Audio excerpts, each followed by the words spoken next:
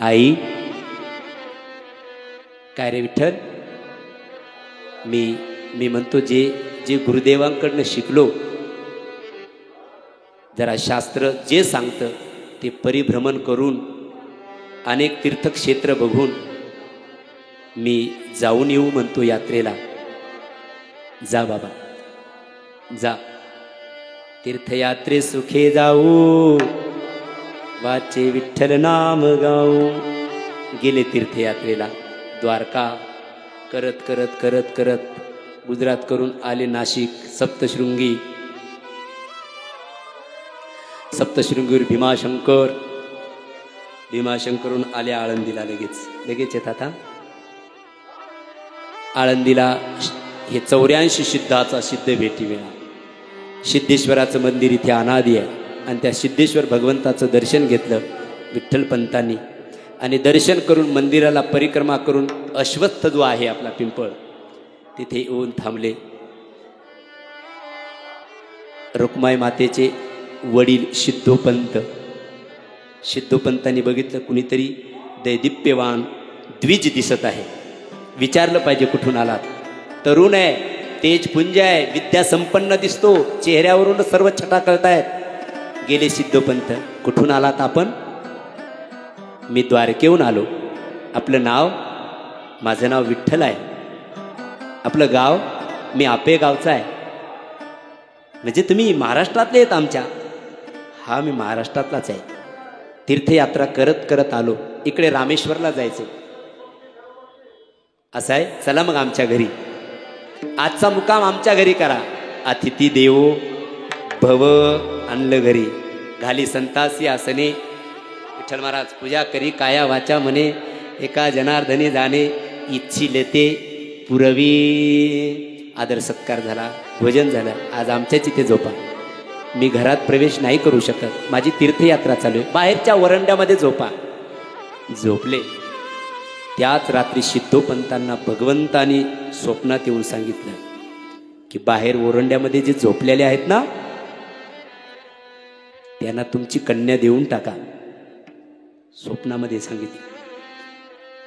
काही काही स्वप्न खरे होतात पतंगे मामा. हा, रामायणात काही स्वप्न आहेत खरे ठरली. तर मग सर्व सांगायला वेळ पण नाही. स्वप्न कधी कधी खरे होत असतात. सफेद वस्त्र दिसलं ना स्वप्नामध्ये की समजून घ्यावं अत्यंत शुभ स्वप्न आहे. हा, सफेद वस्त्र जर दिसलं तर ते स्वप्न चालू असताना भगवंताने सांगावं की तुमची कन्या देऊन टाका विठ्ठलपंतांना.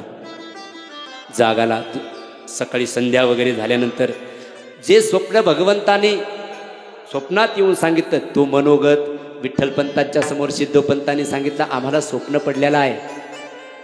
भगवंताने असं स्वप्नात येऊन सांगितलं की आमची जी कन्या आहे ती तुम्हाला द्यावी म्हणून सालंकृत करून आम्ही तुम्हाला देण्यासाठी तयार आहोत. आपली अनुमती असेल तर. मी तर तीर्थयात्रेसाठी चाललोय, मी विवाहासाठी नाही निघालो. माझा उद्देश, माझं ध्येय तीर्थयात्रा आहे. पण भगवंतानी स्वप्नामध्ये सांगितलंय आम्हाला. नाही, मी नाही करू शकत. ठीक आहे, मग एक काम करा, आज आमच्या इथे विश्राम करा आणि भगवंताने तुम्हाला जर स्वप्नात सांगितलं तर मग हे सत्य माना आणि मग आमचं स्वीकार करा. पुन्हा त्या दिवशी मुक्काम केला. भगवंताने, अरे पुढं घडायचंच होतं नाही एवढं. भगवंतानी विठ्ठलपंतांच्या स्वप्नात येऊन सांगितलं, हा मी सांगतोय, सिद्धोपंतांच्या कन्येसोबत विवाह करून घ्या. आणि मग तेच स्वप्न दुसऱ्या दिवशी विठ्ठलपंतांनी सिद्धोपंतांना सांगितलं. नातं जोडल्या गेलं. सिद्धोपंतांनी आपली कन्या रुक्माई सालंकृत करून विठ्ठलपंताच्या पाणीग्रहण करून दिलं. पाणीग्रहण म्हणजे आपल्याकडे विवाह सोहळा संपन्न झाला. त्यांनी सांगितलं झालाय विवाह सोहळा, परंतु ज्येष्ठात झाला. तो ज्येष्ठात विवाह झाला रुक्माई मातेचा आणि विठ्ठलपंताचा. पुढे कोणता महिना? आषाढ. आणि मग आळंदीतून दिंड्या जाऊ लागल्या ज्ञानदेव तुकाराम भजन करत. हा, विठ्ठलपंतांनी ते मूळताच त्यागी महापुरुष, आतली वृत्ती ही त्यागाची, पण ईश्वर संकेतानी म्हणून तर बोलून माया ही भगवंताची लीला आहे. आणि मग मी जाऊ का पंढरपूरला?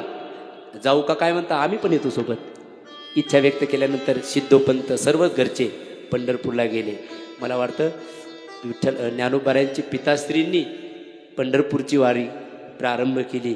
म्हणून माझ्या वडिलाची मिराशी गा देवा, तुझी चरण सेवा पांडुरंगा. पंढरपूरला गेले. तो कैवल्याचा गाभा पांडुरंग परमात्म्याचं दर्शन घेतलं. कदाचित भगवंताला वाटलं असेल माझं दर्शन घेऊ द्या, मग पुढची लीला चालू करतो. भगवंताचं दर्शन घेतलं. दर्शन घेतल्यानंतर तो पंढरपूरचा सोहळा बघितला. आनंदाला पारावार नाही.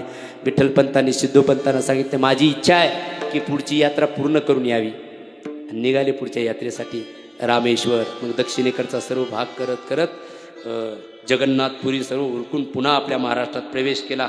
महाराष्ट्रात प्रवेश केल्यानंतर पंढरपूरला आले. पंढरपूरहून पुन्हा आळंदीत आले. 12 वर्ष इथून मग मला घरी जायचं आहे आपेगावला आईवडिलांकडे. मग आईवडिलांकडे सर्वच परिवार गेला. तिथे आईवडिलांना आनंदाला पारावार नाही. माझा पुत्र आला, एवढंच नाही पत्नी घेऊन आला. आनंदाला पारावार नाही. आपेगावला काही दिवस राहिले. सिद्धोपंत परत आले. बरेच वर्ष 12 वर्ष गेले पण पुत्रप्राप्ती नाहीये. कालांतराने सिद्धोपंत विठ्ठलपंतांचे आई वडील दोघेही निवर्तले. मग आता तिथे आपेगावात राहून काय करावं. सिद्धोपंतांनी सांगितलं एक काम करा, मला पुत्र नाहीये, तुम्हीच इथे माझ्याजवळ राहण्यासाठी या. मग आपेगावून आळंदीला ज्ञानेश्वर महाराजांच्या मातोश्री आणि आई वडील राहण्यासाठी आले. इथे सुद्धा अनेक काळ गेला परंतु पुत्रप्राप्ती काही होईना. जो संकेत आला तो तर अजून खरा होईना. मग सिद्धोपंताला आणि रुक्माईला विठ्ठलपंत म्हणायचे मी संन्यास घेऊ का, मी संन्यास घेऊ का, मी संन्यास घेऊ का. आता हे दररोजच म्हटल्यावर एक दिवस वैतागून त्या म्हणल्या जा घ्या. बस बोलाला फुलाला गाठ. आमचे बाबा म्हणायचे निघले तिथून आणि गेले काशीला. रामानंद ज्यांना श्रीपाद सुद्धा म्हणतात त्यांच्याकडे जाऊन दीक्षा घेतली. संन्यासाची दीक्षा घेतल्यानंतर कालांतराने रामानंद तीर्थयात्रेच्या निमित्ताने इकडे आले. आश्रमाचा सर्व भार श्रीपादकडे त्यांचं नाव ठेवलं होतं चैतन्य, त्यांच्याकडे ठेवल्या गेला. आणि रामानंद निघाले तीर्थयात्रा करत करत. इकडे आळंदीत काय घडलं चरित्र असं सांगते. पतीचं वैभव पत्नीचं वैभव पती असतो मामा. जिय बिनु देह नदी बिन गारी, जिय बिनु देह नदी बिन गारी, के तैसी अनाथ पुरुष बिन नारी. माझे पती नाही आहेत म्हणून काय करावं. शेवटी परमार्थ आहे.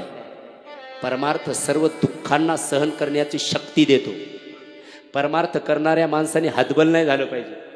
खरा परमार्थ असेल तर तो दुःखाला खंबीरपणे समोर गेला पाहिजे. दुःख खंबीरपणे सहन करत असेल तर त्याचा परमार्थ परिपक्व आहे समजायचं.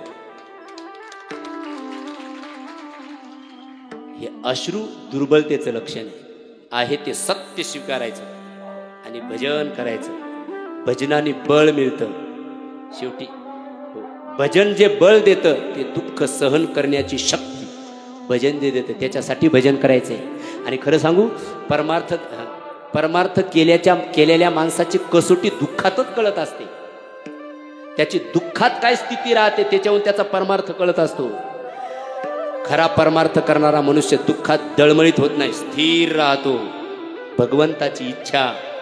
माझे पूज्य मुरारी बापू म्हणत असतात आपल्या मनासारखं झालं, आपल्या मनासारखं झालं तर भगवंताची कृपा समजा, आणि आपल्या मनाच्या विरुद्ध झालं तर भगवंताची इच्छा समजा.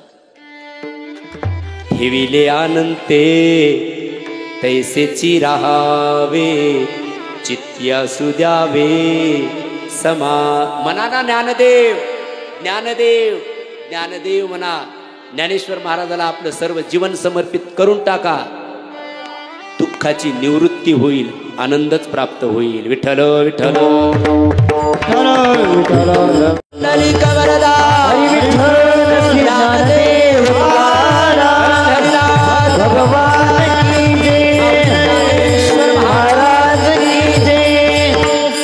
दुख में भूलो नामती, सुख में भूलो नामती. हा दुःखामध्ये परमार्थ घडावा म्हणून तर दुःख येतात. दुःखच आले नाही जीवनामध्ये तर मनुष्य परमार्थच करणार नाहीये. स्वागत करा दुःखाचं.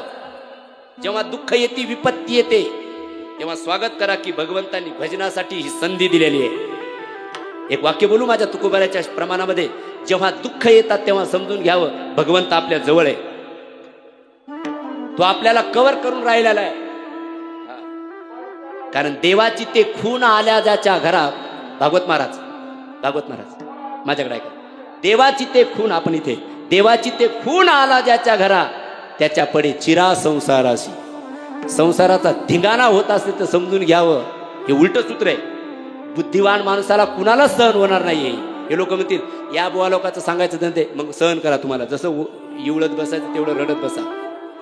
हे सूत्र आहे. जर ईश्वर जर आपल्याला सहाय्यभूत असेल तर ती दुःखाची कसोटी होत असते. त्या कसोटीमध्ये खंबीरपणे उभं राहावं. देवाची ती खून आला ज्याच्या घडा, त्याच्या पडे चिरा संसाराशी. दररोज संधी मिळाली पाहिजे. दुःख एक संधी असते भजन करण्यासाठी. आणि रुक्माई मातेने ते दुःख पतीचा विरह परमार्थात परिवर्तित केला. पती नाही तर परमेश्वर तर पती आहे ना. पतीर ब्रह्मा पतीर विष्णू पतीर देव महेश्वरा पतिश्चे निर्गुणाकार, माझे बाबा सांगायचे श्लोक. आणि भगवंतालाच साक्षी ठेवून पिंपळाला दररोज प्रदक्षिणा घालाव्यात. किती? 1.25 लाख प्रदक्षिणा. ज्या पिंपळाला आपण जातो ना भैयासाहेब, त्या पिंपळाला 1.25 लाख प्रदक्षिणा घालाव्यात. म्हणून तर तिथे प्रदक्षिणा घालायची असते. काही ना माहीत नसते की तसे सरळच निघून येतात. नाही, पिंपळाला प्रदक्षिणा घालायची. दररोज 1.25 लाख प्रदक्षिणा घालाव्यात. आणि एक दिवस ते पुण्य फळाला आलं आणि तिथे रामानंद समय आले. कुणीतरी येती देव आले म्हणून रुक्माई गेल्या आणि दर्शन केलं. श्री संताची माथा चरणावरी साष्टांग हे करी दंडवत. अहो दंडवत घातला आणि रामानंदाने शब्द मुखातून निघले, पुत्रवती भव. उठून उभे राहिल्यानंतर डोळ्यामध्ये अश्रूच्या धारा होत्या. बेटा तुझ्या डोळ्यात अश्रूच्या धारा का? महाराज तुमचा हा आशीर्वाद या जन्मी का पुढच्या जन्माचा? म्हणजे पतीशिवाय पुत्र कसे होतील मला? म्हणजे माझे पती मला सोडून गेलेत संन्यास दीक्षा घेण्यासाठी. किती दिवस झाले? मग सर्व घटनाक्रम सांगितला. रामानंदांना निश्चय झाला की जे माझ्याकडे आलेले ना हे काही कालापूर्वीच आलेले. निश्चित हिचा पती तोच असला पाहिजे. काही खुणा सांगितल्या, अशा खुणा आहेत का? हो. मग घाबरू नको, तुझा पती माझ्याकडे. अरे संत हे दुःखाची निवृत्ती करतात. बघा आता ही गिर्या कशी घडते. आणि मग सर्व परिवार घेऊन काशीला गेले. थोडं बाजूला ठेवलं आणि चैतन्याने विचारलं, गुरुदेव तुम्ही यात्राचा अवधी अगोदरच संपून कसे आलात? माझ्या प्रश्नाचं पहिलं उत्तर दे, घरी कोण आहे? खाली मान घातली. गुरूंना खोटं कसं बोलावं? आपण खोटं बोलतो हे आपण पुण्यवानच समजावं लागेल ना. हा, गुरूंना कसं खोटं बोलावं? माणसं शब्दाच्या आड राहून बरंच काही झाकतात गुरुच्या जवळ. पण आपलं शब्द हे स्वतःला झाकून घेण्याचं एक अस्त्र आहे. झाका. पण गुरु अंतर्ज्ञानी असतात, त्यांना सर्व कळत असतं. न सांगता तुम्हा गुरुसमोर कधी आपले काही दोष सुद्धा झाकून ठेवू नये. सांगितलं गुरुदेव. मग सर्व सांगितल्यानंतर सांगितलं, अरे मग त्यांनाच मी घेऊन आलेलो आहे. बघितलं तर रुक्माई सिद्धोपंत बघितलं. सांगितलं, बाळा पुन्हा जा, माझी आज्ञा आहे. ग्रस्त आश्रम स्वीकार. तुझ्या घरी पुत्र निश्चित होतील. अरे ते नुसते पुत्र नाही होणार, मग वेदाचे सूत्र तुझ्या घरी येतील. साक्षात वेदाचे सूत्र येतील. जा, गुरुची आज्ञा मानली. पुन्हा आळंदीला आले. ग्रस्त आश्रमात प्रवेश केला. लोकांनी छितू करायला सुरुवात केली. संन्यास घेतल्यानंतर पुन्हा ग्रस्त आश्रम. आता ते तेव्हाचा काळ तुम्ही विचारता करा. अरे इतका त्रास दिला लोकांनी. शेवटी गावातून बहिष्कृत केलं. सिद्ध बेटात राहू लागले. परिणाम कालांतराने सिद्धोपंतांचं देहावसान झालं आणि रुक्माई माता आणि विठ्ठलपंत राहू लागले. कुठे? सिद्धोपंतात, सिद्ध बेटामध्ये. कथा अशी सांगते, महिपती महाराज म्हणतात, आणि तो दिवस उदयाला आला की जे भगवंत येणार होते. ज्ञानेशो भगवान विष्णू, निवृत्ती भगवान हरह, सोपान भगवान ब्रह्मा, मुक्ताख्या ब्रह्म चित्कला एक एक पुत्र 2-2 वर्षाच्या अंतराळाने 1195 पहिला निवृत्तीनाथ, ते जनाबाईचा क्रम वेगळा आणि नामदेवरायांचा तिथीक्रम वेगळा, असे 2 क्रम सांगितले म्हणून तो ते गोळ होतो. म्हणून शक्यतो लोकांना ते तार्किकतेत नेऊन टाकायचं नाही. जन्म झाला बस एवढं मान्य करा. विठ्ठल विठ्ठल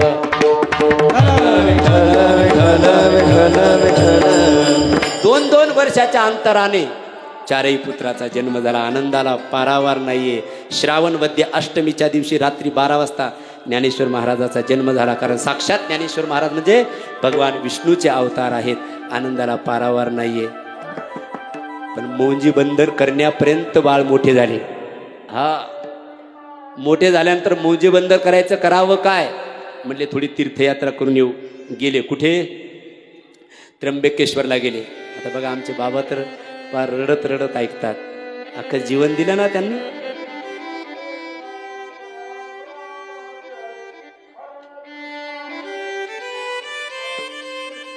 त्र्यंबकेश्वरला काय प्रायश्चित्त घ्यावं? आम्ही संन्यासाची मुलं लोक म्हणतात. निवृत्तीनाथ म्हणले, बाबा आपण ब्रह्मगिरीची प्रदक्षिणा करूया म्हणजे देह शुद्धी होईल. पण दररोज ब्रह्मगिरीची प्रदक्षिणा सर्व परिवाराने करावी. रुक्माई मातेने मुक्ताबाईला कडेवर घ्यावं, सोपानाचा हात धरावा. निवृत्तीनाथ महाराजांनी ज्ञानोबरायाचा हात धरावा. विठ्ठलपंतांनी पुढे चालावं आणि हा परिवार ब्रह्मगिरीची प्रदक्षिणा करतो. राम कृष्ण हरी, राम कृष्ण हरी, राम कृष्ण हरी, राम कृष्ण हरी. आम्ही अपवित्र आहोत ना, नामस्मरणाने आमची शुद्धी करून घेऊ. राम कृष्ण हरी, राम कृष्ण हरी. अस्तित्वाच्या मनात काय असतं हे अस्तित्व जाणतं. रामकृष्ण हरी म्हणत प्रदक्षिणा करता करता कथा मैपती महाराज सांगतात, एक वाघ डरकाळी देत पळत ज्ञानोबाराय, मुक्ताबाई, निवृत्तीनाथ काका, विठ्ठलपंत, रुक्माई यांच्या दिशेने येता झाला. सर्व धावत सुटले. तो वाघ नेमका निवृत्तीनाथ महाराजांच्या मागे लागला. तो वाघ काय अस्तित्व होतं ते ब्रह्मांडातलं.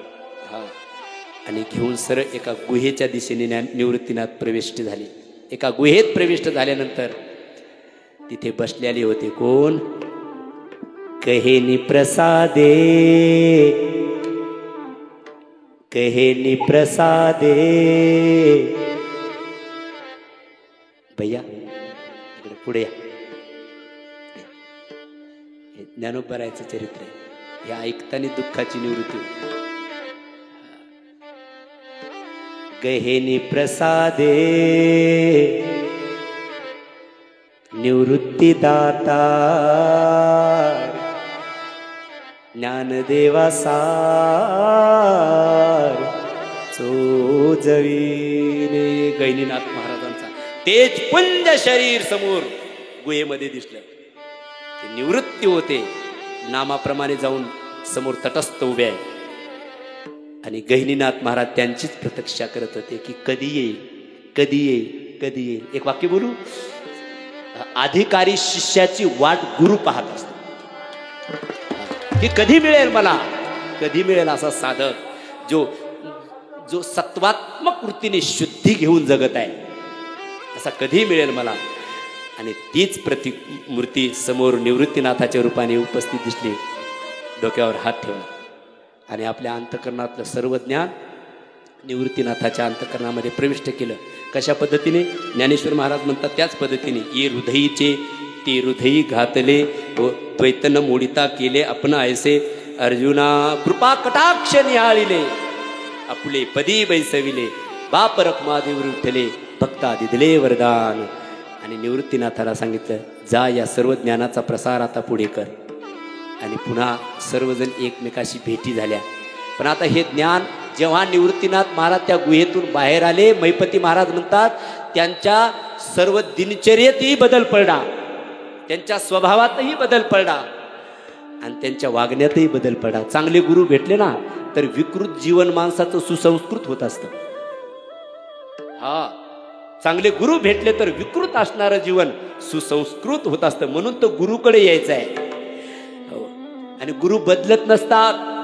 मला कुणीतरी म्हणलं आमचे गुरु वारले, मग तुम्ही माळ घालता का? मग आम्ही गेल्यावर दुसऱ्याची पुन्हा घाला. एकच असतो गुरु, एकच असतो आणि अंतिम असतो. ती बदलायची वस्तू नसते. ती बदलत असेल तर व्यभिचार होतो. तो अन्याश्रय हे पाप आहे. विठ्ठल विठ्ठल. म्हणून गहेनी प्रसादे. सर्व वागण्यात फरक पडायला. निवृत्ती, तुझ्या वागण्यात खूप फरक दिसतो बाळा. आई, मला गहिनीनाथ भेटले होते. आई काय म्हटले? त्यांनी माझ्या डोक्यावर हात ठेवला मा, आणि त्यांनी मला सर्व त्यांच्या हृदयातलं ज्ञान मला देऊन टाकलेलं आहे. सांग मा, मी काय बोलू, कोणते सूत्र सांगू? जेव्हा असे वेदातले सूत्र बोलायला लागले, विठ्ठलपंत तर ज्ञानी होते, मग कळालं की माझा निवृत्ती सिद्ध महापुरुषाला गहिनीनाथाचं दर्शन करून आलेलं आहे. निवृत्ती हा मा, मग तुला जर गहिनीनाथांचा उपदेश झाला असेल तर आता तू हाच उपदेश माझ्या ज्ञानाला कर. आईने सांगितलं, माझ्या ज्ञानाला कर. ज्ञानेश्वर महाराजांच्या डोक्यावर हात ठेवला. काय क्षण असेल तो. आईवडिलांच्या समक्ष हे सर्व ब्रह्मविद्येचा वाटप होतं. ये हृदयीचे तीर, डोक्यावर ठेवला हात, आणि आपल्या सोबत जवळचं सर्व ज्ञान ज्ञानेश्वर महाराजांच्या अंतकरणामध्ये प्रविष्ट केलं. तिथून पुढे क्रांती सुरू झाली. इतक्यावर महाराष्ट्रातला हा खेळ थांबला नाही. आले आळंदीला. मग इथे आळंदीला आल्यानंतर मुंज करायची आता मुलाची. 7 वर्षाचे झाले, करावं लागेल. मग सर्व धर्मपंडिताकडे गेले. आमच्या मुलांची मुंज करायची, तुम्ही ज्यांचा स्वीकार करा. त्याने सांगितलं तुमचा स्वीकार होणार नाही. का होणार नाही? तुम्ही संन्यास दीक्षा घेतल्यानंतर गृहस्थ आश्रम स्वीकारला आहे, हे पाप आहे. म्हणजे मग काय प्रायश्चित्त कर्म असेल ते सांगा. आता ते धर्मपंडितच होते कठोर. त्यांनी प्रायश्चित्त कर्म फक्त एकच आहे याच्यासाठी, देहांत प्रायश्चित्त स्वीकारा, देहांत करा, मग तुमच्या मुलांचा आम्ही स्वीकार करू. कबूल आहे, कबूल आहे. माझ्या लेकरांसाठी आम्हाला जर देहांत प्रायश्चित्त घ्यावं लागत असेल तर आमचा स्वीकार आम्ही घेऊ शकतो. आले घरी. इकडे निवृत्तीनाथांनी लवकर पळत यावं. आई आई, बाबा बाबा, काय सांगितलं धर्मसभेत त्या धर्मपंडितांनी? चाला आतमध्ये निवृत्ती, आज चल. विठ्ठलपंत तटस्थ असे बसले. रुक्माईने विचारलं, अहो काय सांगितलं सांगा ना. खुनेनेच सांगितलं, मी थोड्या वेळाने सांगतो. आणि मग 4 लेकरं झोपल्यानंतर मग सांगायला सुरुवात केली. रुक्माई, धर्मसभेने सांगितलं की आपल्याला देहांत प्रायश्चित्त घ्यावं लागेल. म्हणजे आपल्याला जावं लागेल. आपल्या लेकरांचं कल्याण करायचं असेल तर आपल्याला देहांत प्रायश्चित्त घेणं गरजेचं आहे. अहो, पण माझी मुक्ता एवढी छोटी आहे अजून. देवानी जर हे सर्व घडवलं असेल ना, तर ईश्वर त्यांचा निश्चित सांभाळ करेल. तुका म्हणे घालू तयावरी, आपल्याला जावं लागणार आहे. चाल, आज आत्ता ताबडतोब निघायचंय. आपण माझ्या लेकरांना, रुक्माई, भगवंतावर सोडून दे. इथे ज्ञानाची कसोटी लागते. हा, भगवंतावर सोडून दे. परमात्मा त्यांचं रक्षण करेल. काही ज्ञान असेल विठ्ठलपंताचं, हा, काही ज्ञान असेल. तिकडे द्वापार युगात वसुदेवाने आपले मुलं कंसाला मारण्यासाठी द्यावे. काय ज्ञान असेल त्या वसुदेवाचं, काय विठ्ठलपंताचं ज्ञान असेल. ईश्वरावर सोड. चाल, जाऊ आपण. नथा दात वाक उदिया दूध माकू, खबर है खुदा कु सबर ओ भरेगा. भगवंतावर सोडून देऊ. तुका म्हणे घालू ते. निघाले महाराज. अहो, पण थांबा, माझ्या लेकरांना उठू नको. त्यांना उठू, जाता येणार नाहीये. नाही, मी तशी नाही येऊ शकत. माझी आज्ञा आहे. पतीची या मता अनुसरुनी पतिव्रता. अहो, ठीक आहे, तुमचं ऐकते, पण माझ्या निवृत्तीला तर उठू द्या ना मला. ठीक आहे, उठव. आणि निवृत्तीनाथानं उठवलं. निवृत्ती, ए निवृत्ती, निवृत्ती. डोळे उघडले ना आईला बघितल्या. आई, का ग आई? निवृत्तीनाथ उठले. रुक्माईने कडकडून मिठी मारली निवृत्तीनाथाला. आई, तू का हुंदके देऊ? बाळा उठ माझ्यासोबत ये. बाहेर आणलं आणि हातात हात दिले. तुला ऐकायचं होतं ना की धर्मसभेने काय न्याय दिला? हा मा, तुझ्या बापाला विचार काय न्याय दिला तर. विठ्ठलपंतांनी सांगितलं की देहांत प्रायश्चित्त घेण्यासाठी सांगितले. निवृत्तीनाथ खांबासारखे उभे राहिले. मा, आमचं तेच सांगण्यासाठी तुला उठेल बाळा. निवृत्ती तू मोठा आहेस, मला वचन दे तुझ्या डोक्यावर गैनीनाथाने हात ठेवावा. तुझा अधिकार त्याच्यातून आम्हाला कळालेला आहे.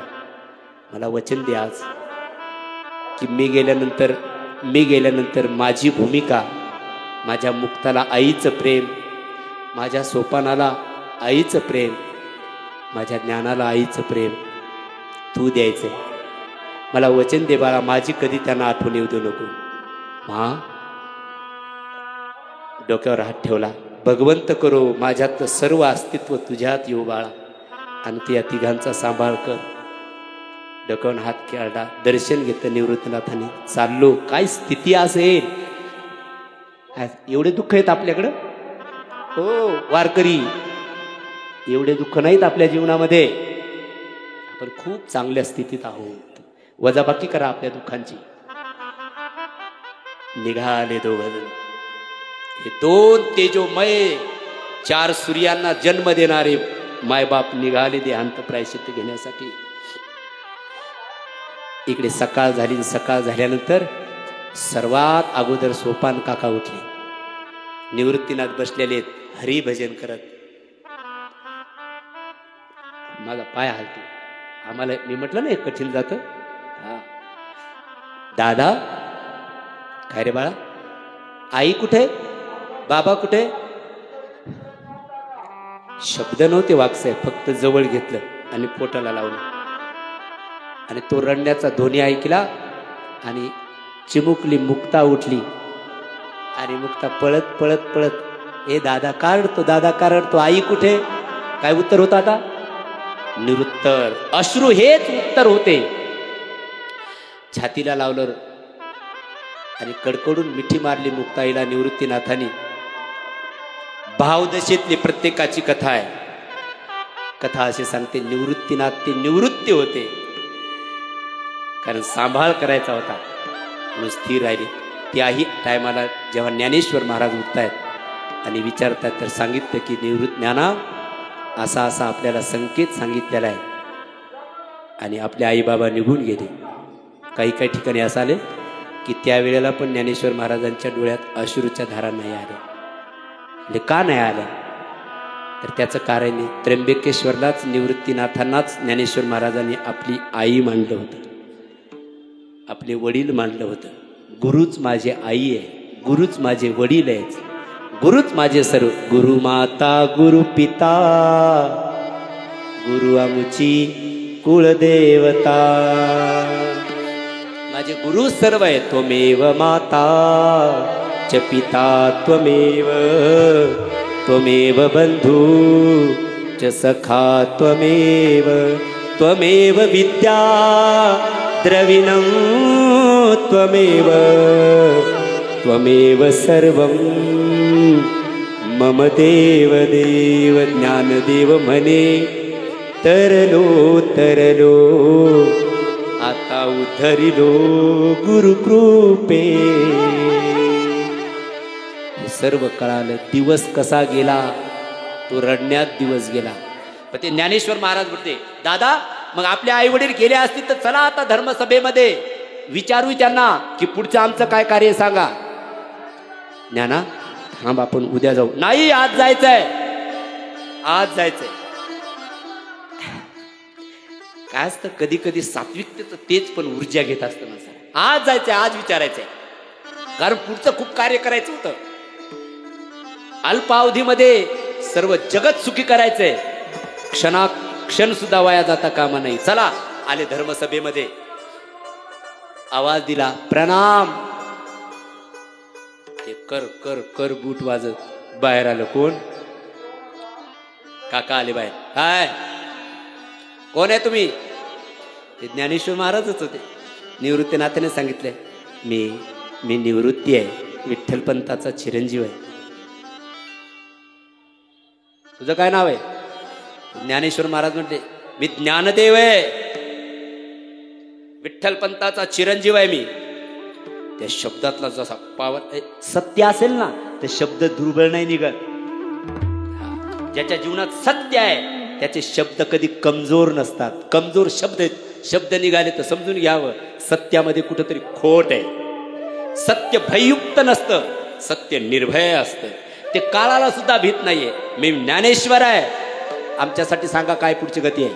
आमच्या आईवडिलांनी तुमच्या सांगण्याप्रमाणे देहांत प्रायश्चित्त स्वीकारलेलं आहे. सांगितलं तुम्ही पैठणला जा, शुद्धीपत्र घेऊन या. निघाले तिथून क्रमवाईज पैठणला गेले.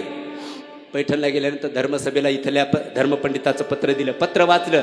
तिथल्या धर्मपंडिताने सांगितलं, छी छी छी छी, संन्यास घेतल्यानंतर आणि हे 4 पुत्र झाले, आम्हाला शुद्धीपत्र पाहिजे. सर्व ग्रंथ चालले.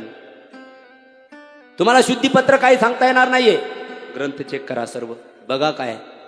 आणि मग शेवटी सांगितलं, तुम्ही भक्ती करा खर, सर्वांना तुम्ही आदराचं स्थान मानून तुम्ही सर्व भूताच्या ठिकाणी ईश्वराचं अस्तित्व पहा आणि भक्ती करा, शुद्धी होईल. ज्ञानेश्वर महाराज म्हणले, पहा कशाला, आहे सर्वत्र. मला वाटतं हरिपाठात ते प्रमाण म्हणूनच आहे, सर्वा घटी राम देहा देही एक. पाहायची काय गरज आहे, सर्वत्र तोच परमात्मा आहे. धर्मपंडित आता हे शब्द बघितले की नाही, एखाद्या ज्ञानाला दुसऱ्याचे शब्द स्वीकारण्यासाठी सुद्धा धाडस लागतं. म्हणजे आम्हाला शिकवतो शास्त्र, ज्ञानदेव नाव आहे म्हणजे का सर्व ज्ञान तुलाच येतं का? शास्त्र सांगत असेल सर्वत्र परमात्मा आहे, तर आम्हाला बोलायला काय हरकत आहे? आहेच तो परमात्मा. जले विष्णू स्थले विष्णू सर्व विष्णू, सर्व विष्णुमय जगत, सर्वत्र तो परमात्माच व्याप्त झालेला आहे. तिथे एक पंडित म्हटला, असं मग तुझं नाव ज्ञानदेव आहे म्हणजे तुझ्याकडे सर्व ज्ञान आहे असं तुला वाटतं? परमात्म्याची इच्छा अंतकरणात जर परमात्मा आहे तर तो ज्ञान स्वरूप आहे. हो, मग तो मीच आहे असं. मग हे समोरून एक तो रेडा जातोय, आमच्या गावचा हा रेडा, त्याचंही नाव ज्ञानाच आहे. मग तोचा तुझा आत्मा एक आहे?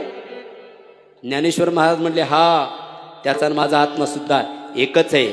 ज्ञानदेव म्हणे, तोही माझा आत्मा, तो माझा आत्माच आहे. आवरण फक्त बाहेरचं आहे, नाहीतर स्वरूपाने आम्ही एकच आहोत. म्हणजे तू मग सूत्र एवढे वेदात ते सांगू शकतो, तू रेडा बोलू शकतो, निश्चित बोलू शकतो. ए मार रे फटका त्या रेड्याला. एकाने रेड्याला फटका मारला. त्या कोळ्याचं नाव सांगू? माझे बाबा सांगायचे. माझे बाबाची काही शब्द किती कामाला येतात. मला कुणीतरी म्हटलं की तुम्ही कुठे शिकली? त्याला विचारायचा वेगळा भाव होता. त्याच्या म्हणण्यात व्यंग होतं की तुम्ही कुठे शिकले नाहीत. कुठे शिकावं लागत नाही, गुरुकृपा आली ना आपोआप येत असतं. त्याला शिकावं लागत नसतं. ज्ञान ऑलरेडी पडलेलं आहे आतमध्ये, फक्त ती टच होणं गरजेचं आहे. गुरुकृपेचा आपोआप येत असतं. ज्ञानेश्वर महाराजाच्या अंगावरती ओळ उमटला भैया. मुक्ताई म्हणली, नका मारू नका मारू, माझ्या दादाच्या अंगावरती ओळ उमटतात, नका मारू. आणि जेव्हा ती ओळ बघितले, ही अर्धे आईस्क्रीम झाले. ते म्हणजे याच्या वडिलाला बंगालमध्ये जाऊन यांनी विद्या शिकून आला असेल म्हणून हे होत असेल. ज्ञानेश्वर महाराज म्हणले, तुमचं पुढचं प्रश्न काय लवकर विचारा. मग तुझ्या अंगावर ओळ उमटलेत तर मग हा रेडा तुझ्यासारखा बोलू शकतो का वेदवाणी? ज्ञानेश्वर महाराज म्हणले, निश्चित आणा रेडा. आणला रेडा. तो रेडा उभा केला आणि ज्ञानेश्वर महाराज म्हटले, सांगा कोणता वेद बोलू? सांगा कोणता वेद बोलू? याच्यात सांगण्यात एक दुसरा संकेत होता की तुमचे वेद घेऊन बसा, चुकीचं काय असलं तर शुद्ध करून घ्या. आता रेडा वेद बोलणार. सांगा कोणता? त्याने सांगितलं, ऋग्वेद बोलव. ज्ञानेश्वर महाराज म्हणले, ठीक आहे. आपल्या गुरुकडे बघितलं, नुसतं गुरुकडे बघितलं आणि गुरुने फक्त पापण्या झाकल्या. हे गुरुनिष्ठा ज्ञानोबाराकडून असं हात जोडले. निवृत्तीनाथांनी डोळ्यानेच इशारा केला आणि मग डोक्यावर हात ठेवला. ज्ञानदेव म्हणे, बोल रे ऋग्वेद. ओंकार तो शब्द प्रणवाचा. आणि मग वेद बोलाला. स्वस्ति न इंद्रो वृद्धस्रवा स्वस्ति न पूषा विश्ववेदा. हा, ब्राह्मण लोक पळत गेले, वेद आणले. काही चुकलेला असेल तो दुरुस्त करू लागले. हा, ज्ञानोबारायाच्या कृपेने जो वेद बोलतोय, रेडा त्याच्यातून शुद्धी चालू. लक्ष्मणरावजी वेदाची सुरू झाली. हा, आणि तो रेडा ऋग्वेद बोलू लागला. स्वस्ति नो इंद्रो वृद्धस्रवा स्वस्ति न पूषा विश्ववेदा स्वस्ति न साक्षो अरिष्ट नेमी स्वस्ति नो बृहस्पतिर्ददातु. पाहिलं, सर्व ऐकलं. जे ज्ञाना वगैरे वेगळ्या अंगाने बोलत होते ते धर्मपंडित म्हणू लागले, ज्ञानेश्वर महाराज की, ज्ञानेश्वर महाराज की, ज्ञानेश्वर महाराज की. संताचा महिमा तो बहु दुर्गम. हो, संतांची कीर्ती काय वानू. आणि रेड्याने वेद बोलवला. म्हणून रेड्यामुखी वेद सर्वांनी जय जयकार केला. पण वाक्य आहे का, ज्ञानोबाराय अलौकिक काय तिथे. आणि जेव्हा सर्वांनी जय जयकार केला, पण जय जयकार केल्यानंतर ज्ञानेश्वर महाराजांची स्थिती काय, पहिली होती तीच. हा, नाही तर थोडं काही आलं की मनुष्य, ते आपल्या बापूंच्या भाषेत असं काही उपजा नाही जग बाई प्रभुता पाही जाही मद नाही. हा, असं कोणी उत्पन्न. पण ज्ञानेश्वर महाराजांनी एवढा रेडा बोलवला, सर्व जय जयकार करू लागले. परंतु ज्ञानोबारायची स्थिती कशी होती, शांतिरूपी प्रगटला ज्ञानोबा माझा, शांतिरूपी प्रगटला ज्ञानोबा, शांतिरूपी प्रगटला ज्ञानोबा माझा, शांतिरूपी प्रगटला. रेड्यामुखी वेद बोलविला, गर्वद्विजांचा हरविला, शांतिरूपी प्रगटला ज्ञानोबा माझा. मग तिथे काही दिवस राहणं झालं. पित्र आणली, एका ब्राह्मणाच्या घरी जेवायला गेले. बाकीचे म्हणजे ते तिथे, आम्हाला नाही जायचं जेवायला. ज्ञानोबा म्हणजे काळजी करू नका, तुमच्या आज्याला पंजाला खापरपंजाला सर्वांना आणतो. सर्वांना. हा दुसराचे ऐका, संतांनी ज्ञानेश्वर महाराजांनी जे चमत्कार केले ते लोक आकृष्ट व्हावेत म्हणून नाही, मग ते सहज घडले. त्याच्या पाठीमागचे उद्देश आहेत. हो, गर्वद्विजांचा हरवला, हरवण्यासाठी रेड्यामुखी वेद बोलवला. हा, चमत्कार करून लोकांनी पाया पडावं याच्यासाठी त्यांनी चमत्कार केले नाहीये. आता हल्ली तर हे काय लय अवघड झाले हल्ली. चला, ज्ञानेश्वर महाराज तिथून निघाले, नेवाशाला आले.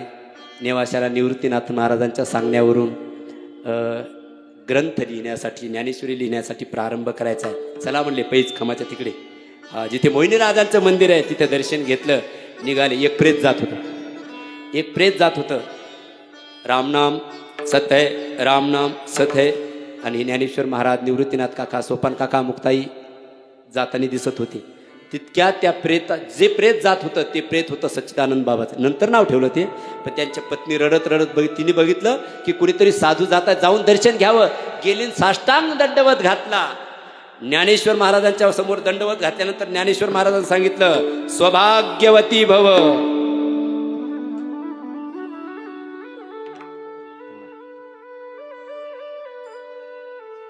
महाराज, माझ्या पतीची प्रेत यात्रा चाललेली आहे आणि तुम्ही मला आशीर्वाद देताय सौभाग्यवती भव. आमच्या मुखातून शब्द गेला तर सौभाग्यवती भवच, पण माझ्या पतीची ही प्रेत यात्रा आहे, ठेवा खाली प्रेत. प्रेत खाली सांगितलं, काय नाव आहे म्हणजे सच्चिदानंद. सच्चित आनंद आणि मृत्यू कसा झाला. अरे आत्मा तर सद्रूप आहे, चिद्रूप आहे, आनंद रूप आहे, त्याला मृत्यू येईलच कसा.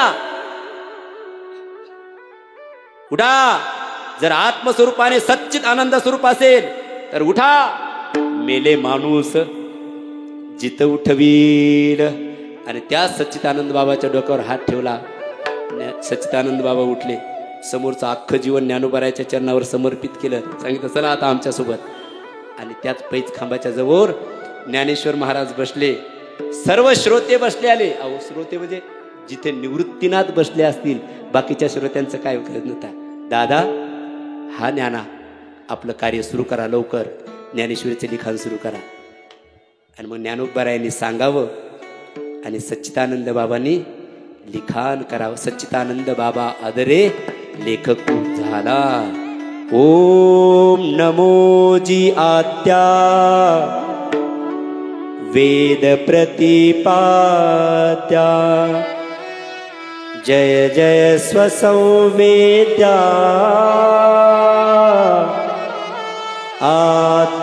आत्मरूपा. प्रारंभ आहे म्हणून यमन राग घेतो मी. प्रारंभ आहे म्हणल्यावर यमन राग घ्यावा लागेल.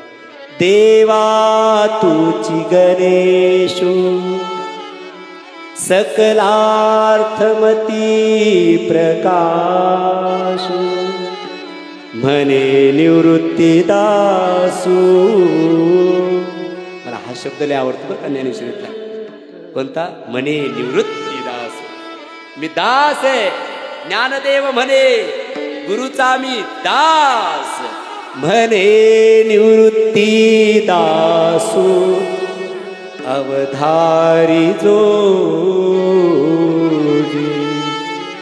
हे शब्द ब्रह्मशेष तेची मूर्ती सुवेश तेथवर नवपू निर्दोष मिरवत असे देखा काव्य नाटका. अख्खे सर्व शास्त्रकार गणपतीच्या स्तुतीमध्ये गुंडाळून घेतले ज्ञानेश्वर महाराजांनी गुरुच्या कृपेने.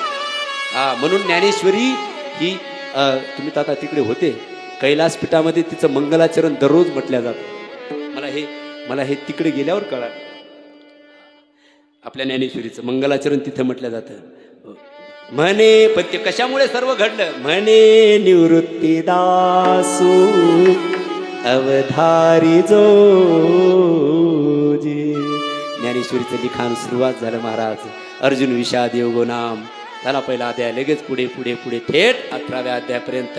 यत्र योगेश्वर कृष्ण यत्र पार्थो धनुधर तत्र श्री विजयोर्भूती ध्रुवा नीतिर्मतिर्मम. संपूर्ण ज्ञानेश्वरी लिहून झाल्यानंतर निवृत्तीनाथांनी ज्ञानोबारायांनी म्हणा दादा हा ज्ञाना झालं दादा पुढे काय? सर्व श्लोकावरती टीका झाली दादा आपल्या कृपेने पूर्ण. ज्ञाना पूर्ण झाली तर आता तुझ्यासाठी काही माग. मी प्रसन्न आहे तुझ्यावरती. गुरु कधी प्रसन्न होईल? गुरुच्या मनासारखं शिष्याने केलं तर. माग तुला काय पाहिजे? दादा मला तुम्ही येत ना अजून काय पाहिजे? माग तुला माझी इच्छा आहे द्यायची.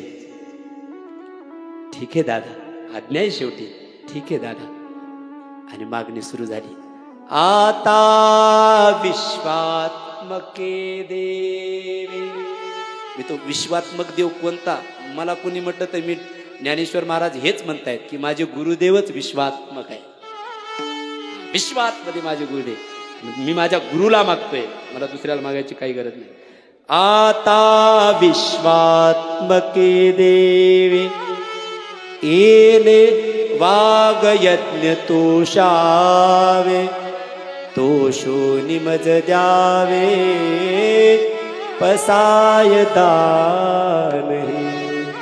जे खळांची व्यंकटी सांडू तया सत्कर्मी रती वाढू भूता परस्परे जडू. इथं थांबायचंय. ज्ञानेश्वर महाराजांनी आपल्याला हे मागितले आपल्याकडनं. आपली वारी तेव्हा सफल आहे केव्हा?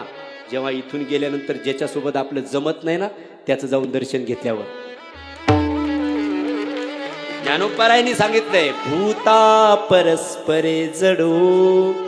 ज्ञानेश्वरीचा सर्व सार या आज्ञानी जीवाला जर मला कोणी म्हटलं काय मी एवढं सूत्र घेतले भूता परस्परे जडो मैत्र जीवाचे.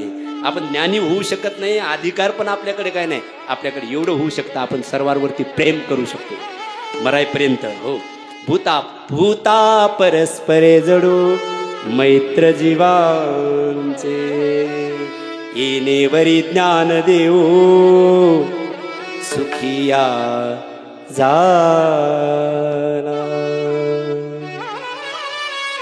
ज्ञानेश्वरी पूर्ण झाली, गुरुच्या चरणावरती सर्व समर्पित केली. म्हणून तर शेवटी पण निवृत्ती दासू शब्द आलेला आहे. ज्ञानेश्वरीचं लिखाण झालं. ज्ञाना हा दादा इथेच अमृत अनुभवाचं पण लिखाण पूर्ण करा. अमृत अनुभवाचं लिखाण झालं आणि पुन्हा तिथून निघाले, आळ्याला गेले. तो रेड्यासोबतच, रेडा काळोबा नावाचा कोळी, त्याचा रेडा घेतला ज्ञानोबारांनी. तेच आपल्या दुसऱ्या चरणामध्ये तेच आपलं होतं. संताचा महिमा, काय संत महिमा वर्णू किती. आणि लेगे आळ्याला आले. आळ्याला आल्यानंतर त्या रेड्याला समाधी दिली. म्हणून आजही रेड्याची समाधी तिथे उत्सव होतो. कुठे आपल्या तिथे गेले की आपल्या त्या नाशिक रोडवरच आहे पलीकडच्या बाजूला. मग रेड्याच्या समाधी झाल्या. रेड्याला समाधी दिल्यानंतर ज्ञानेश्वर महाराज तिथून निघाले, आळंदीला आले. ते शुद्धीपत्र दिलं, पण काहींनी स्वीकारलं, काहींनी स्वीकारलं नाही. काही लोकांची ते म्हणतात स्वभाव जात नाही. ते आमचे बापू म्हणत असतात, कुत्रानी कुचडी 6 महिना नळीमा राखे, ते पण वाके मी वाके. नाही कळालं तर जाऊ द्या, मग ठेवून द्या कशा. करिता नो हे नीट स्वानाचे ते पुच्छ, खापरा परिस काय करी. इथे आले काही लोकांनी, छे आम्ही नाही स्वीकारणार. सिद्ध बेटात राहू लागले. आता ज्ञानेश्वर महाराज म्हटले, तुम्ही स्वीकारा नाही तर नका स्वीकारू.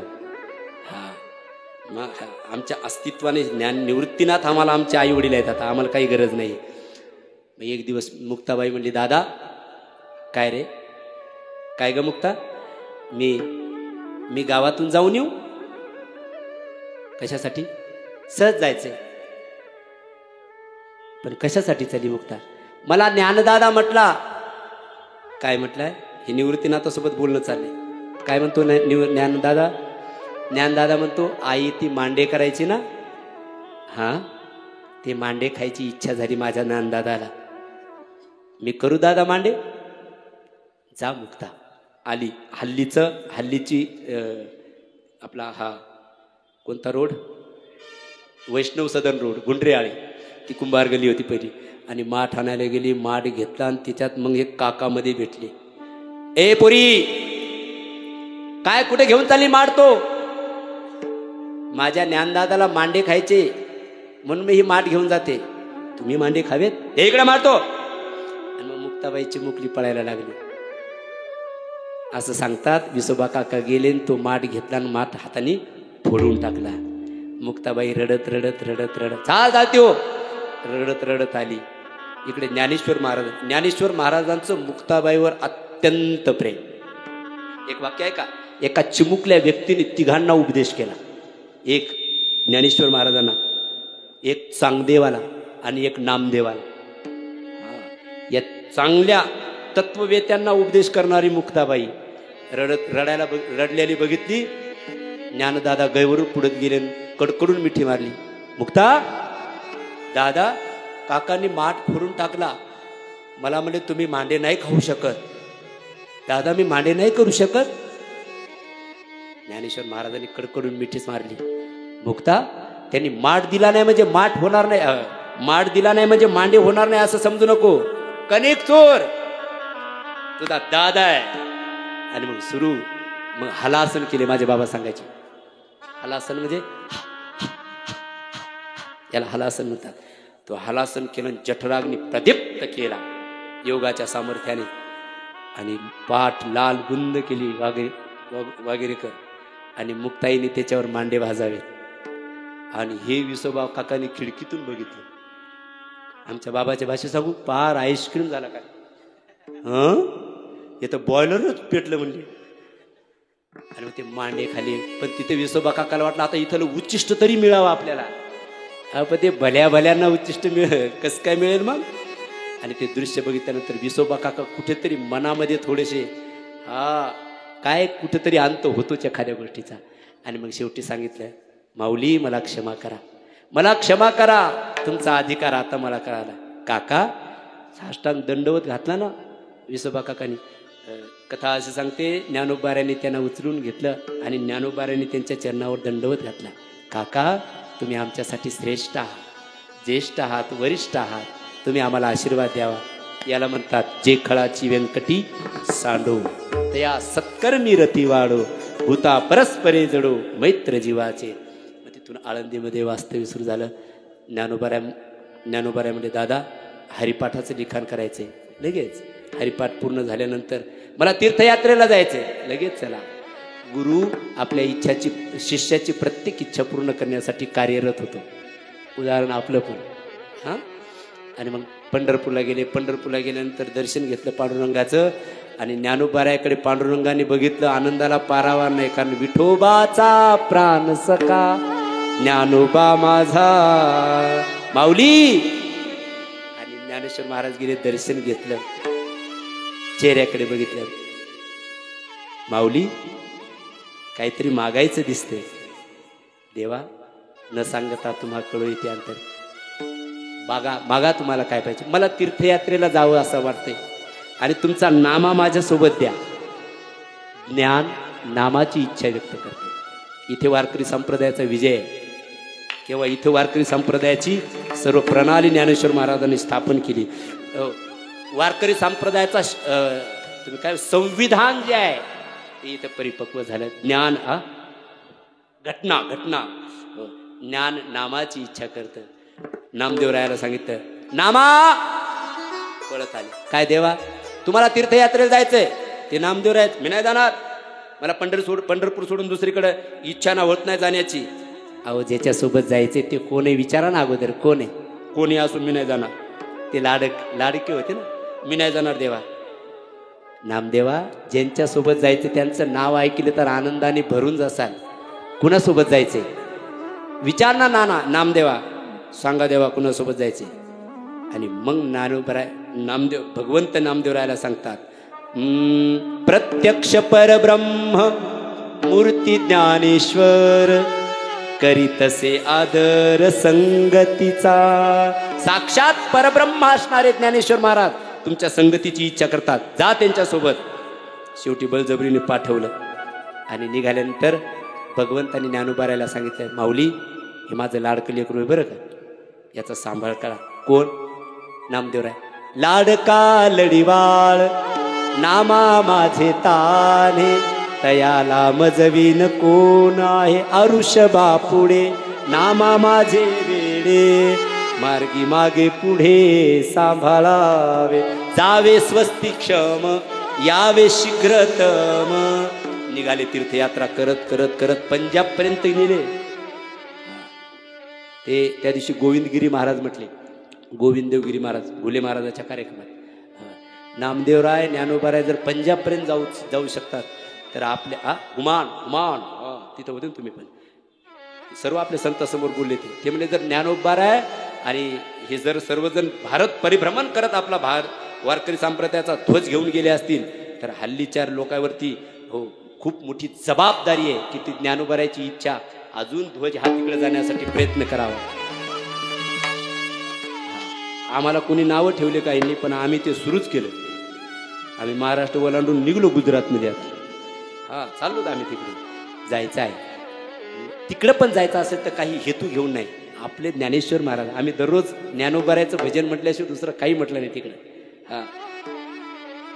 तीर्थयात्रा करत करत करत पुन्हा पंढरपूरला आले. ते हुमान वगैरे. म्हणून तर नामदेवरायाच्या त्या नरसी नामदेवला शीख लोकांचा समुदाय काय, त्याचं कारण आहे गुरु नानकांचे गुरु कोण असा प्रश्न, तर त्याचं नाव आहे नामदेव महाराज. विठ्ठल विठ्ठल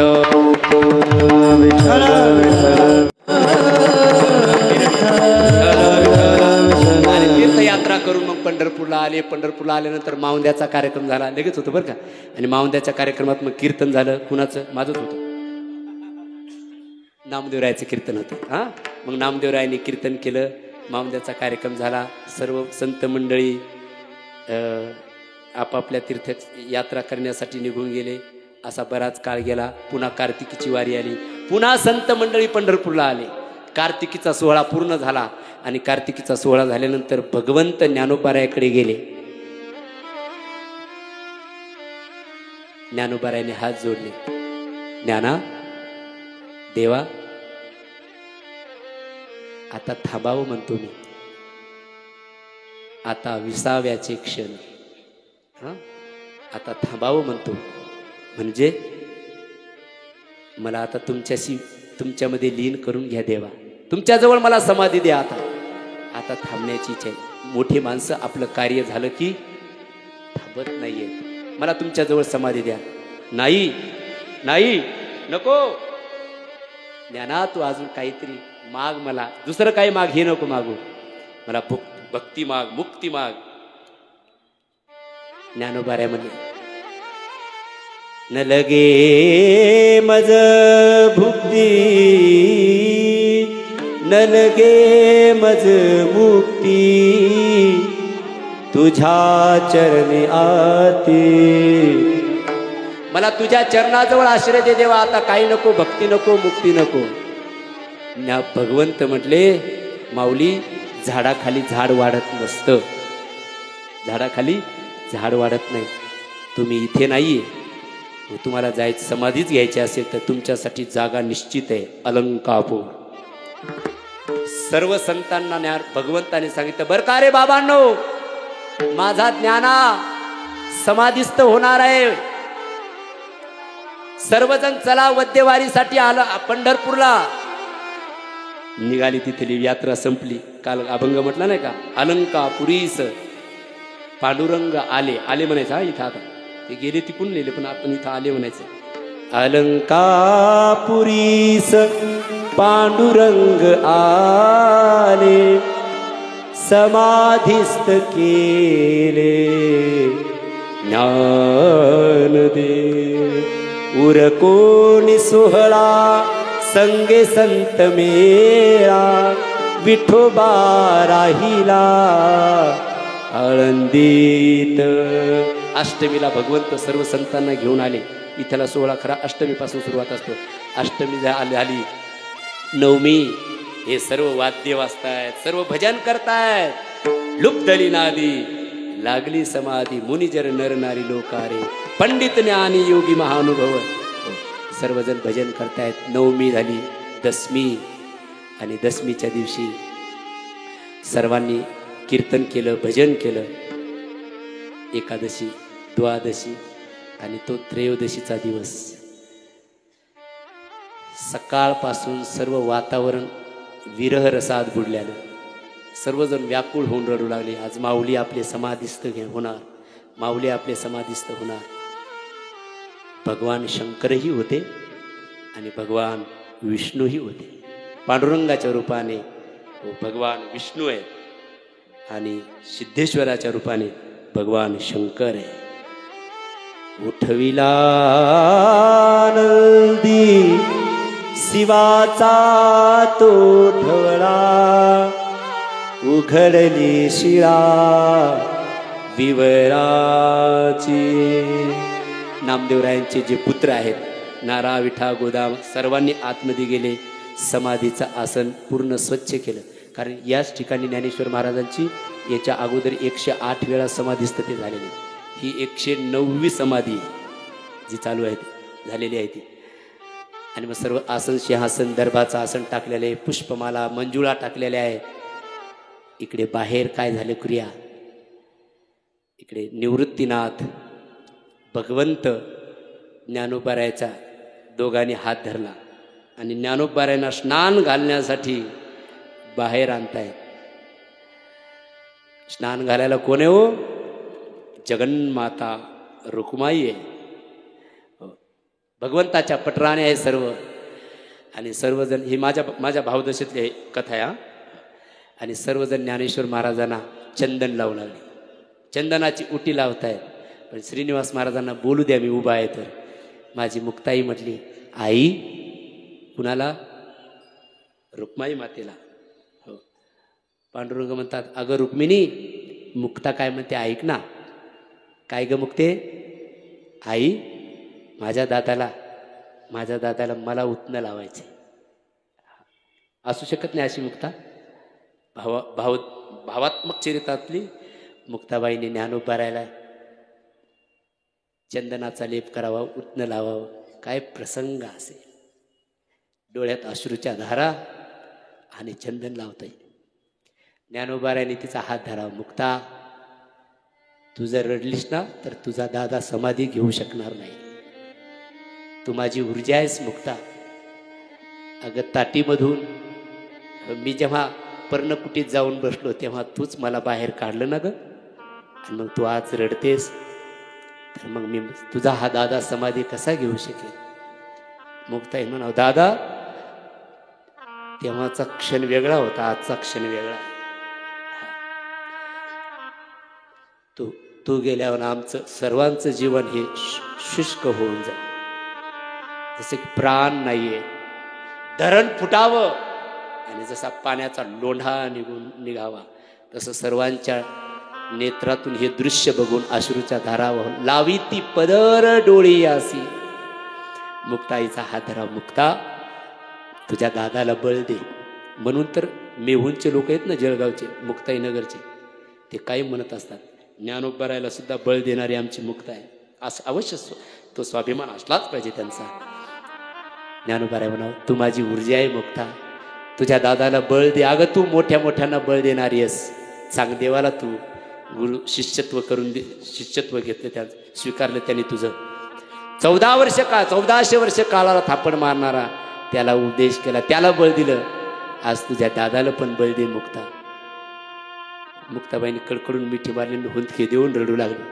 हे माझा दादा, मला तुझ्याशिवाय नाही करमणार आता. रुक्माईने मुक्ताबाईला उचलून बाजूला घेतलं आणि सर्वांनी स्नाना एक एक तांब्या गंगाजल ज्ञानोबारायच्या डोक्यावर टाकलं. ज्ञानोबारायला चंदन, अत्तर. तुम्हाला सांगू, ज्ञानोबारायला ऐश्वर्य उपभोग असतात सध्या, ते आहेतच तसे. सर्व महाराज ज्ञानोबारायचा शृंगार केला. सर्वजण टाळ पखवाजामध्ये माऊलीचं भजन करतायत. भगवंताने सांगितलं, निवृत्ती, चला आता ज्ञानाला घ्या. एकीकडनं निवृत्तीनाथाने हात धरला भैया, एकीकडनं भगवंताने हात धरला. काय भाग्यवान असते ज्ञानेश्वर महाराज. हा, एकीकडनं भगवंत धरतो, जगाचा बाप हात धरतो. एखाद्या सामान्य पुढाऱ्याने हात धरला तर माणसाला बळ येतं, तर जगाच्या बापाने हात धरला. एकीकडनं गुरुने हात धरावा. खरं सांगू, माणसाने असं जावं, गुरुची कृपा व्हावी आणि गुरु स्वरूपातल्या भगवंताचीही कृपा व्हावी आणि जीवन यात्रा साप थांबावी. अशा वैभवात या जगतामध्ये कोणी जर समाधी घेतली असेल तर ते म्हणजे एकच उदाहरण आहे, ते म्हणजे माझे ज्ञानेश्वर महाराज. हा, मी मोठ्यांचं वाक्य ऐकलं. हो, सौभाग्यवती हो, सौभाग्यवंत जीवन ज्ञानोबारायचं की गुरुच्या अगोदर समाधी घेतली. माझ्या गुरुचा विरह कसा सहन करावा शिष्याने. दादा, मी तुमच्या अगोदर जातो. काय प्रसंग आहे हा प्रसंग मला खूप रडतो. नको वाजूट जीवन, गुरुच्या नंतर जाणं, गुरुच्या अगोदर जावं. ज्ञानोबारायचा हात निवृत्तीनाथाने धरला, भगवंताने हात धरला. निघाले ज्ञानेश्वर महाराज. देव निवृत्ती आने धरिले दोन्ही कर.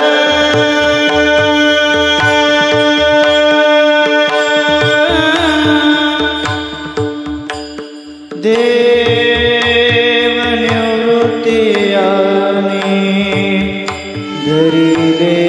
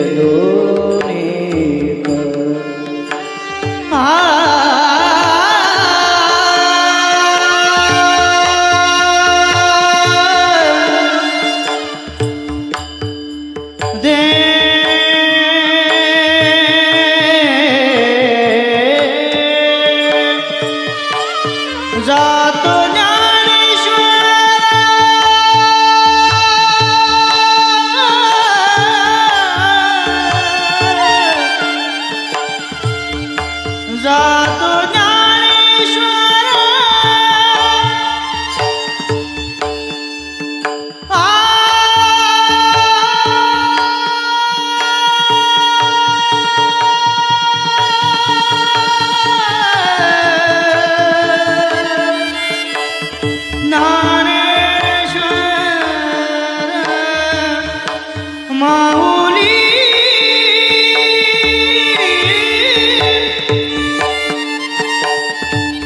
माझी माऊली ज्ञानराजा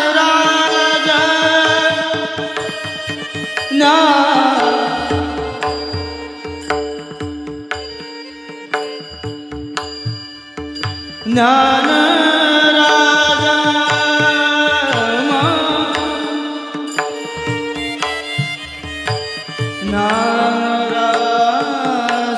माऊली जातो ज्ञानेश्वर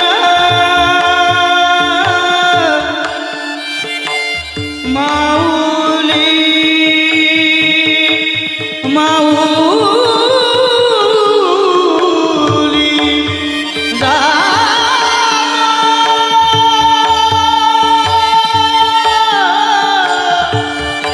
माऊली माऊली माऊली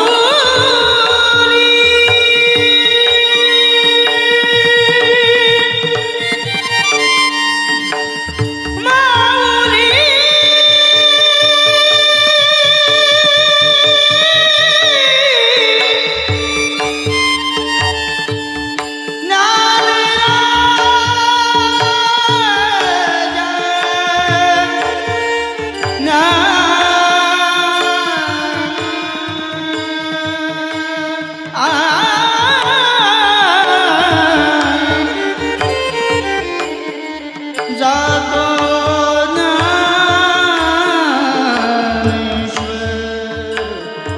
ज्ञानोबारायांना नंदीच्या त्या विवरामध्ये प्रविष्ट करण्यात आलं. सर्व समाज, सर्व संत मंडळी निळोबाराय म्हणतात, डोळ्याला पदर लावून हुंदके देऊन रडतायत. आत प्रवेश केल्यानंतर सर्व संत बाहेर भजन करतायत. भगवंतानी हात सोडला, निवृत्तीनाथांनी ज्ञानोबारायचा हात सोडला. सांगितलं, माऊली आता आसनावरती विराजमान व्हा. ज्ञानोबाराय आसनावरती विराजमान होण्या अगोदर जी घटना आहे तेवढी ऐकायचं ना आपल्याला थांबायचं. सर्वात अगोदर भगवंताचं दर्शन घेतलं. 3 वेळा कर जोडले. देवा, साष्टांग दंडवत घातला देवाच्या समोर. ज्ञानोबारायांनी जेव्हा दर्शन घेतलं, महिपती महाराजाच्या चरित्रातला भाव फक्त मी घेतो. भगवंतानी उचलून कडकडून मिठी मारली. जगाच्या बापाने ज्ञानोबारायाला मिठी मारली. ज्ञाना, देवा, ज्ञानदेव म्हणे सुखी केले देवा, पाद पद्मी ठेवा. सुखी केलं देवा तू मला, सुखी केलं माझ्या गुरुदेवा समोर. मला समाधी देतो. दर्शन घेतलं. भगवंत सुद्धा ढिल्ले झाले त्या टायमाला. पण ज्ञानोबारायाला समाधीस्थ करायचे म्हणून भगवंताने धीर धरला. भगवंताचं दर्शन घेतल्यानंतर मैपती महाराज म्हणतात, आपल्या गुरुदेवाकडे बघितलं आणि चेहरा गुरुदेवाकडे झाला की साष्टांग दंडवत घालणार निवृत्तीनाथाच्या चरणावरती. निवृत्तीनाथांनी ज्ञानोबारायांना अलगद उचलून घेतलं आणि छातीला लावलं. आणि निवृत्तीनाथ, नाव निवृत्ती आहे, प्रवृत्तीवर येऊन हुंदके देऊन रडू लागले. भगवंतानी सांत्वना करावी, निवृत्ती तुम्ही जर रडले तर ज्ञाना समाधी घेणार नाही. धीर धरा, धीर धरा. 3 वेळा आपल्या गुरुदेवांना प्रणाम केला.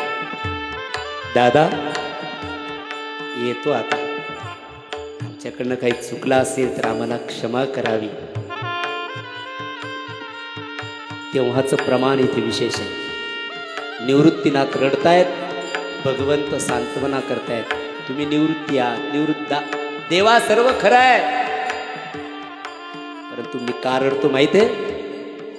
माझ्या ज्ञानाचं प्रेम मला रडवतं.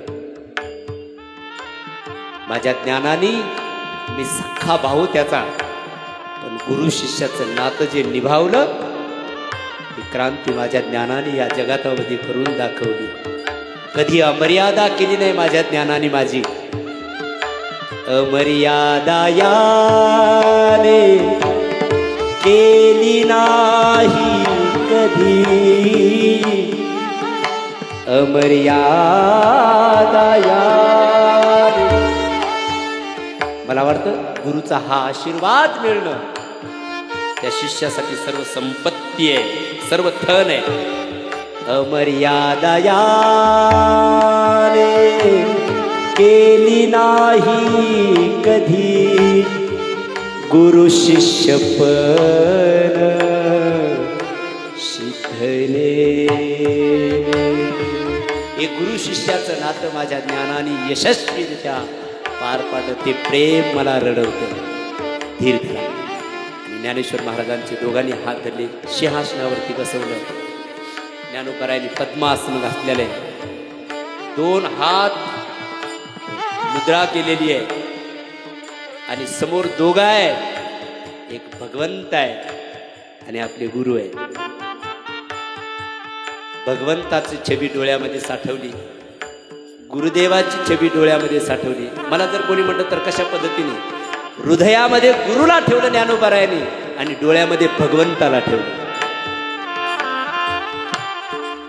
आणि आपली भाव समाधी लावण्यासाठी भगवत कृपेने ज्ञानेश्वर महाराज प्रविष्ट झाले. सर्वजण जय जयकार करू लागले. डोळे मिटता मिटता मिटता ज्ञानेश्वर महाराजांनी पूर्ण डोळे झाकले आणि सर्व संतांनी जय जयकार केला. बोलिये ज्ञानेश्वर महाराज की, ज्ञानेश्वर महाराज की, ज्ञानेश्वर महाराज की. ज्ञानदेव तुकाराम, ज्ञानोबा माऊली तुकाराम. ज्ञानदेव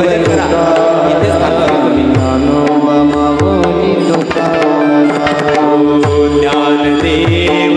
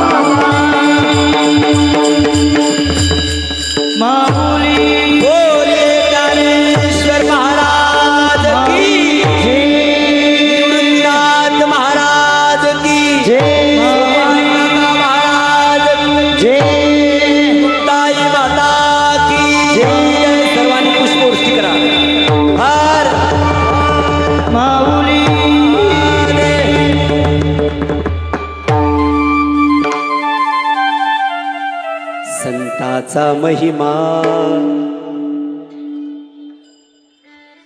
काय वर्णन करता येईल आपल्याला? काय वर्णू मी पामर.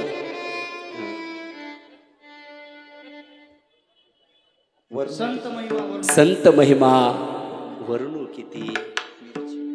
थांबायचे आम्हाला लगेच.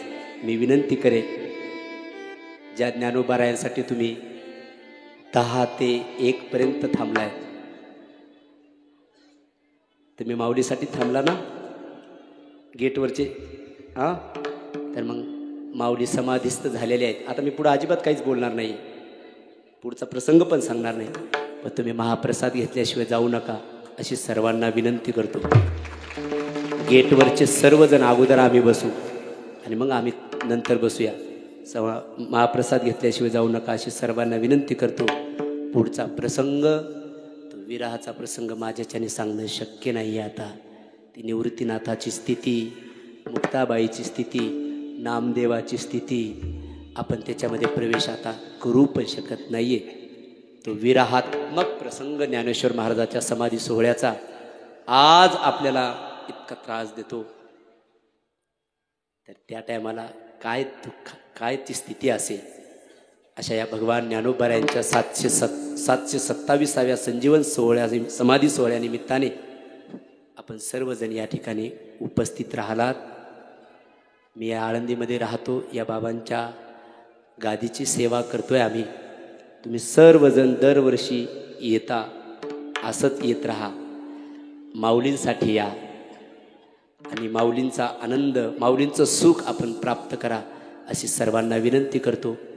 काही न बोलता एकाच वाक्यात पुढच्या वर्षीसाठी मी आजच तुम्हाला सांगतो, एखाद्या वेळेस पंढरपूरला नका जाऊ, नसेल वेळ तर, पण आळंदीला विसरू नका. कारण यात्रे अलंकापुरा येती ते आवडती विठ्ठला. भगवंताने हा वरदान दिला की वद्यवारी माऊली तुमच्याकडे, शुद्धवारी पंढरपूरला माझ्याकडे. म्हणून महिन्याला ज्ञानेश्वर महाराजाकडे परमात्मा इथे दर्शन द्यायला येतात. अशी ही अलंका.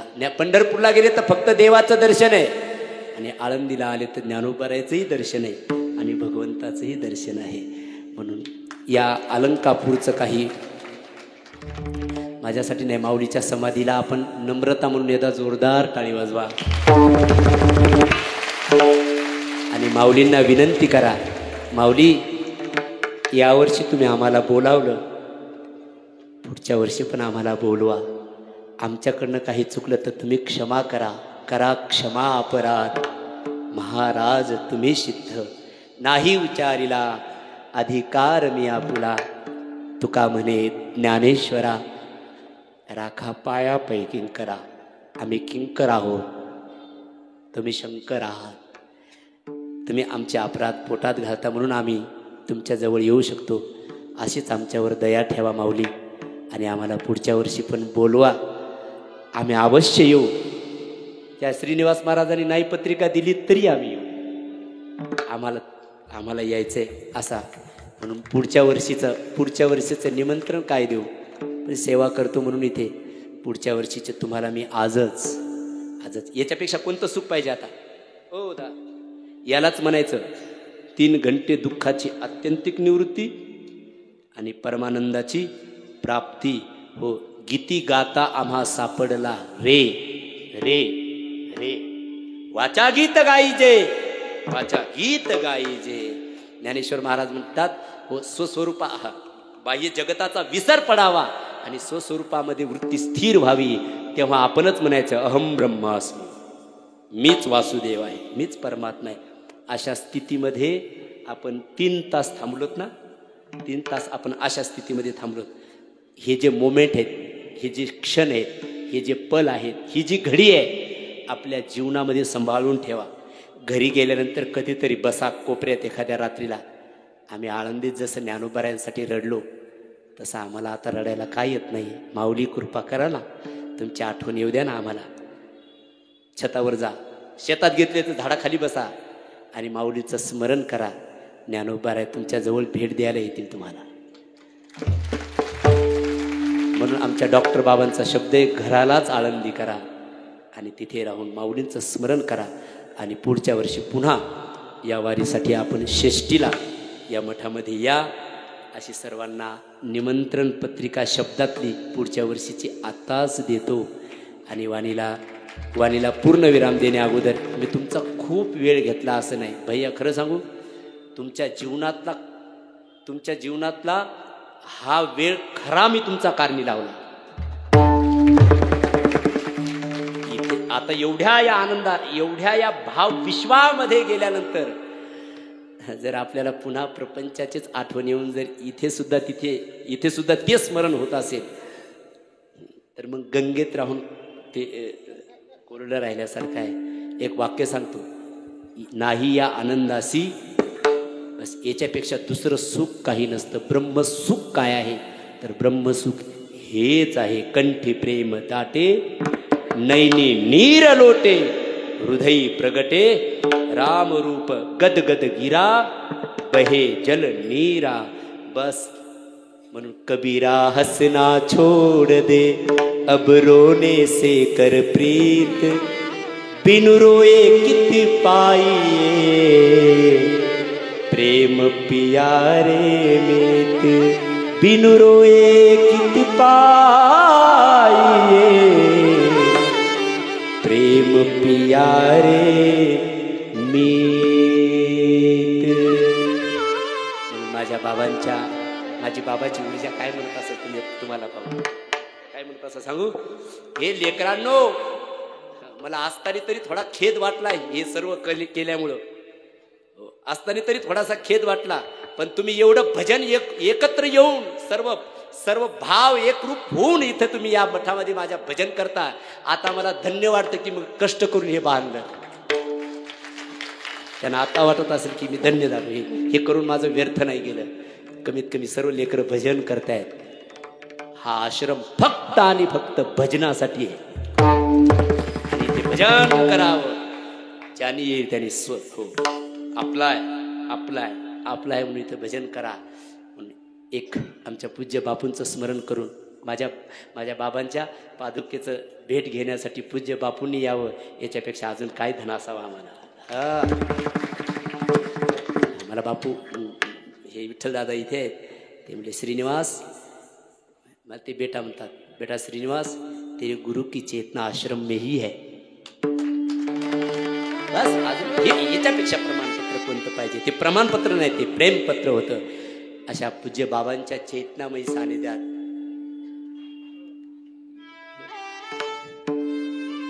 आमची सेवा स्वीकारली जो. तुमच्या सानिध्यात आम्ही असाच परमार्थाचा एक क्षण घालूया. वाचलो आम्ही कोरोनातून, तर आता परमार्थासाठी हा आयुष्य घालू आणि तुमच्या स्वस्वरूपाशी एकरूप होण्यासाठी आम्हाला आशीर्वाद द्या. पुन्हा एकदा सर्वांना सांगतो, हसके बोलो, हसके बुलाया. याच्यानंतर मी एक शब्द बोलणार नाही आता. हसके बोलो, हसके बुलाया करो, ये विठ्ठल बाबा का घर है, कभी भी आया करो.